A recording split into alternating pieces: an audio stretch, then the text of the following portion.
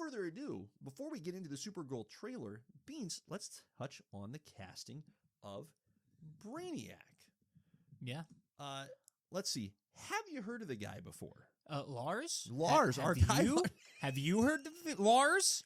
Here's the reason this is an important question. Because if anyone says, oh, yeah, I have, liar. No, you haven't. And unless you're from Germany. Right. But we, as far as I know, don't know any native Germans. So, liar. And if you have, it's intervention time because you shouldn't have. And so if you have, we need to flesh out your life. There needs to be more going on. Like, we're nerds. We're diving deep here into the comic book lore, and that's fine. You shouldn't know who Lars is. But now we get to know Lars. That's great. What do you think of, let's just start with the really basic, right? Because so much of the fit for character to role is the look. Now, Brainiac is going to be a role where there's going to be CGI and prosthetic enhancement and whatnot. But what do you think just in general of the look of our guy, Lars Eidinger? I think he has the look. How tall is Lars? Ooh, interesting. Let me see if I can find out for you. I'm curious. Here's my one request, Lars. Get jacked. Get absolutely ripped. You don't think you need it for a guy like Brainiac, but boy, do you need Brainiac to be just huge, muscular. I want somebody not only mentally superior to Superman, but I want somebody on par strength-wise by the looks of it. This can't be somebody that, like Lex Luthor, where Superman punches once and he's dead. I want Brainiac to be taking a hit and then to be able to look back at Bruce, or not Bruce, look back at Clark, and Clark be like, uh-oh. Yep. He can take a punch from me. That's not a good sign. He's only 6'3". That's fine. That's fine. That's a tall drink of water. 6'3", we can. That's perfect. That's great. Truly great. How tall is Corn Sweat? Yep, that's my next Google here. So we got he's in that same neighborhood. Exactly. So this needs to be Brainiac needs to be able to look the part. 6'4". Yes, beautiful. I love it. I would even boost his shoes up a couple of inches. Yep. I like the idea of Brainiac looking down on Superman just a little bit, because it just adds to his presence. I want when Brainiac comes onto the screen, everybody to poop their pants just a little bit. Yep. For what it's worth, Nicholas Hoult, our Lex Luthor, also 6'3". I didn't have him pegged as a tall guy.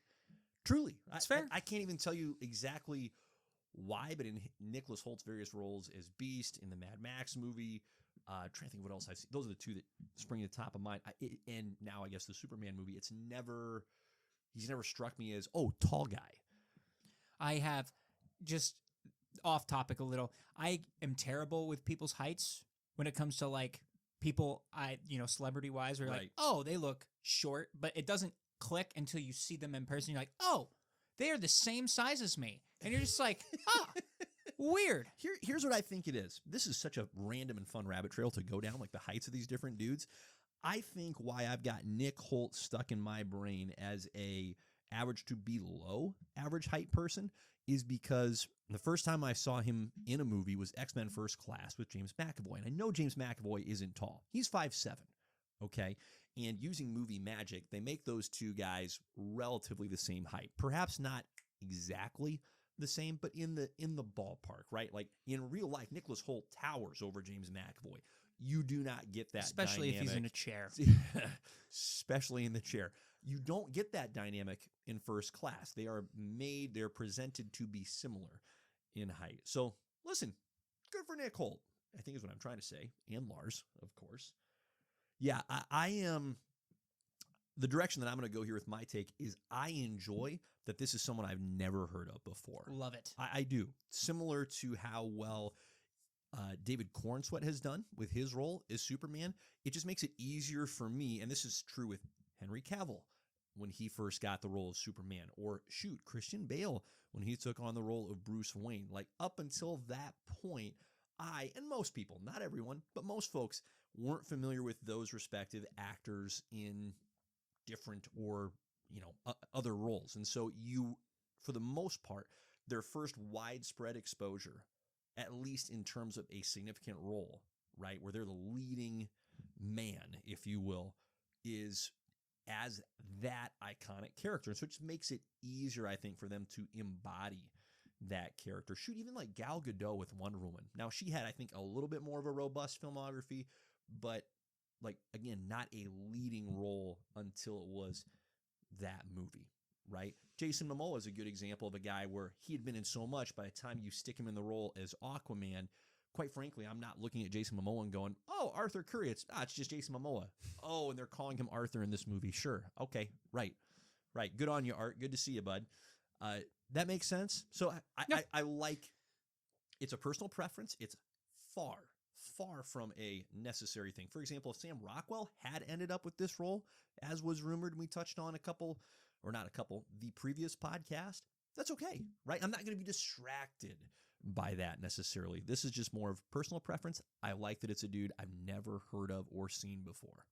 It's great because there's talented people out there. It's just a matter of, are they going to get the opportunity? And I imagine Lars fits into that bucket of, when we see him, we're going to be enamored. Well, James just has the history of doing things like this, and it usually working. Mm-hmm. I don't think any of it failed. He did not want Chris Pratt as Star-Lord until they finally forced an audition, and it took a minute, and James was like, yeah, he's it. That's it. He's done. Sealed. Like, he got to the point where he's like, I don't care if you don't lose the weight from Parks and Rec. Like, we will Photoshop abs on you and call it a day. That's how sold he was on Chris Pratt. You think about the Guardians cast as a whole. Like, your biggest actor, your biggest star in that movie is voicing a raccoon. Mm-hmm. It's Bradley Cooper. Mm-hmm. But outside of that, it's Dave Bautista really broke out from this. Correct. And before that, he's a WWE superstar. Yep. Zoe Saldana, the only thing I knew her from before that movie was Avatar. Yep. And she had a couple, like Avatar, Star Trek, so she was probably familiar with aliens at this point. Among other things. She might have actually, like you said, Bradley Cooper, probably most recognizable. Zoe Saldana right there with him. Vin Diesel is Groot. He's voicing a tree. Yeah, but nobody's going, oh, Vin Diesel's in this movie. But your three human parts are literally Chris Pratt, who is famous for being a dumb, fat idiot from Parks and Rec. Lovable idiot. Lovable, right? And Dave Bautista, who's going to Batista bomb Triple H at some point, and Zoe. So it's not like a very star-studded cast in that sense. And you're going to this Superman movie now where not really anybody heard of David Corn Sweat before this. Nicholas Hoult, I would say, was your biggest star here. Like, even Rachel Brosnahan has been in a few things here and there that she was successful in. Yep. But not Marvelous Miss Maisel. Right, but not in a movie. Maisel. Sorry if I mispronounced that. With this caliber of a cast, or this caliber of a movie per se. The Superman that's a blockbuster pop culture movie. So, well, it's a good reminder that there are so many talented actresses and actors out there that I can't think of the last time, and maybe there's a time and it's just not coming to me, but we'll touch on this with Thor here later in this episode, how critical casting and casting well is, and how consistently I think when movies are willing to take a chance on someone that does not yet have the track record. Now, that doesn't mean you just automatically default to the nobody. There has to be the talent. There has to be the follow through and the ability to execute on that role. But name recognition? That's more of a marketing tool. That's not actually, hey, did you make a good movie or not? Did you effectively tell the story? Did you effectively put the right person in the right role? It can happen, and maybe that's a fun rabbit trail we can go down another time, another pod, of almost but not quite rights in the casting departments. But in general, superhero movies tend to get the cast right. Well, and I'm glad that James Gunn is not one of those people that fall in the rabbit hole of, okay, this is the most popular man in Hollywood. Exactly. We have to shove him in here. Exactly right. This is not a shot at Pedro Pascal. Yep. But that man has been almost overcasted. Mm-hmm. Congrats. That's awesome for you in your pockets. Yep. You're going to be fine for the rest of your life as long as you're smart with your money. Yep. However, They've been overexposed a little bit. exactly, Hollywood, they get on these trains with, and it's not just Pedro. They No. find these actors and actresses. Timothy Chalamet. Yes, Timothy, fantastic actor too. Yep. Both of them Yep. are great actors, but they Correct. get into these lines where it's just they are almost in everything, and you're like, Yep. You're telling me that? I mean, look at a guy like Keanu Reeves, Yep. who didn't act for like what 15 years, Felt like he took that long of a break. right? And then Yeah. he had a renaissance, Yep. and now he's just kind of doing the movies that he wants to do, Yeah. rather than we have to cast Keanu in this, we have to cast him in this, and this, just because he is the biggest name right now. And I'm glad that James Gunn, and I'd say Marvel for the most part too, has Agreed. done all right Oh, for the most part Agreed. in that sense. So I think it'll be good. I think we'll be pleasantly surprised. I looked at Lars's movies and show like collection just to see if I recognized anything off the list. I didn't. No, you will not. I didn't. Half No, of you it will was in German. So this man is a German exclusive, and I am sure he is phenomenal. Yeah. I'm sure he is. I'm sure he's great. Exactly. He looks grizzled in a good way.